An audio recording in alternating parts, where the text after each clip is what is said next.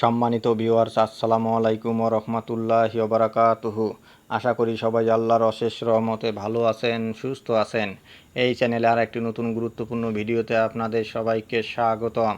আজকে আলোচনা করব পাবলিক বিশ্ববিদ্যালয়ের মৃত্যু ঘটলে বাংলাদেশও বাঁচবে না। বিস্তারিত থাকছে ভিডিওতে। এই ভিডিওটি দেখার আগে যারা এই চ্যানেলে একদম নতুন তারা অবশ্যই চ্যানেলটি সাবস্ক্রাইব করে পাশে থাকা বেল আইকনটি প্রেস করে দিন। আর যারা ইতিমধ্যে সাবস্ক্রাইব করেছেন তাদেরকে জানাই অসংখ্য ধন্যবাদ। পাবলিক বিশ্ববিদ্যালয়ের মৃত্যু ঘটলে বাংলাদেশও বাঁচবে না।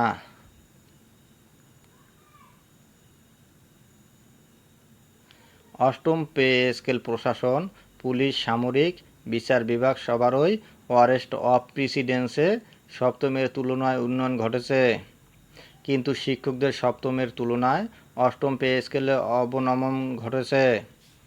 শিক্ষক নেতৃবৃন্দ খসড়া পে স্কেলের পরিপ্রেক্ষিতে মৃদু সতর্ক আন্দোলন করেন। সেটার বরাতেই শিক্ষামন্ত্রী, অর্থমন্ত্রী সহ সকলে স্পষ্টভাবে জানতেন শিক্ষক নেতৃবৃন্দর দাবিগুলো। মিডিয়ার বরাতে জাতির কাছেও সব স্পষ্ট ছিল। মন্ত্রীদের দেওয়া প্রতিশ্রুতি মোতাবেক শিক্ষক নেতৃবৃন্দ সবাইকে আশার বাণীও শুনিয়েছিলেন। সেই আশাবাদের ভিত্তিতে ঢাকা বিশ্ববিদ্যালয়ের শিক্ষক সমিতি নির্বাচনে পূর্বেকার নেতৃবৃন্দ পুনরায় নির্বাচিত হন, কিন্তু প্রশাসকদের নবমের পরিবর্তে অষ্টম গ্রেডে বেতন শুরু হবে এতটুকু ছাড়া উপরের দিকে সিলেকশন গ্রেড অবলুপ্তি এবং অধ্যাপকদের গ্রেড 3 থেকে গ্রেড 2 ও গ্রেড 1-এ যাবার পথ একরকম বন্ধ করে দেওয়ার মাধ্যমে পুরো শিক্ষক সমাজের সঙ্গে প্রতারণা করেছে সরকারের সংশ্লিষ্ট কর্তৃপক্ষ।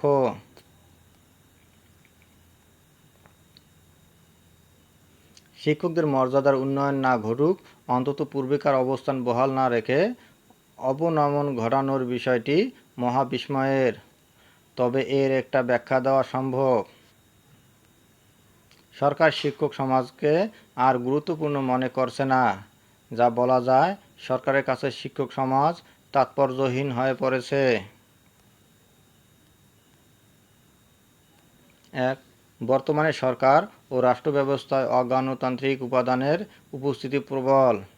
এই রকম পরিস্থিতিতে সামাজিক ও বেসামরিক আমলাতন্ত্র, আইন শৃঙ্খলা রক্ষাকারী বাহিনী ও সংশ্লিষ্ট এজেন্সি প্রয়োজনীয় হয়ে ওঠে, আর সামাজিক ও গণতান্ত্রিক শক্তির গুরুত্ব কমতে থাকে। 2, চলমান শিক্ষক রাজনীতির বরাতে শিক্ষক সমাজ নিজেদের সস্তা অ্যাভেইলেবল করে তুলছে।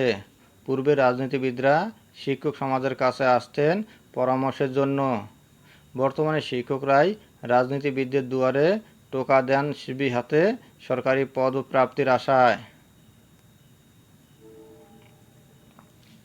3, বেতন বৈষম্য নিয়ে আলোচনা করছেন শিক্ষক নেতৃবৃন্দ, কিন্তু বিশ্ববিদ্যালয়ের অভ্যন্তরেই তারা নিয়োগ, প্রমোশন ও বিশ্ববিদ্যালয়ের অভ্যন্তরীণ সম্পদ বণ্টনে বৈষম্য করেন। বেশিরভাগ ক্ষেত্রেই মেধা, অভিজ্ঞতা নয়, দলীয় আনুগত্যের ভিত্তিতে এসব নিয়োগ বণ্টন বরাদ্দ করা হয়।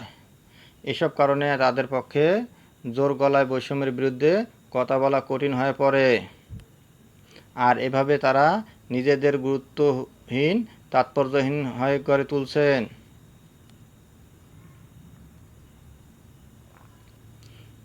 আভাসে মনে হচ্ছে গেজেটের পূর্বে যে আন্দোলন করা দরকার ছিল, গেজেটের পরে নিজেদের ব্যর্থতার পরিপ্রেক্ষিতে নেতৃবৃন্দ কিছুটা কঠোর আন্দোলনের ডাক দিতে যাচ্ছেন।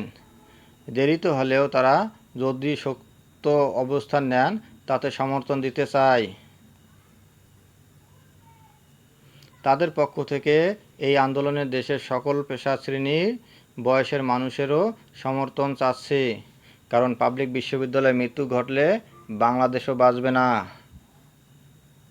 ধন্যবাদ জানিয়ে বিদায় নেওয়ার আগে আবারও অনুরোধ জানাই, যদি ভিডিওটি ভালো লাগে এবং সর্বশেষ শিক্ষামূলক আপডেট ভিডিও পেতে চান তাহলে অবশ্যই চ্যানেলটি সাবস্ক্রাইব করুন।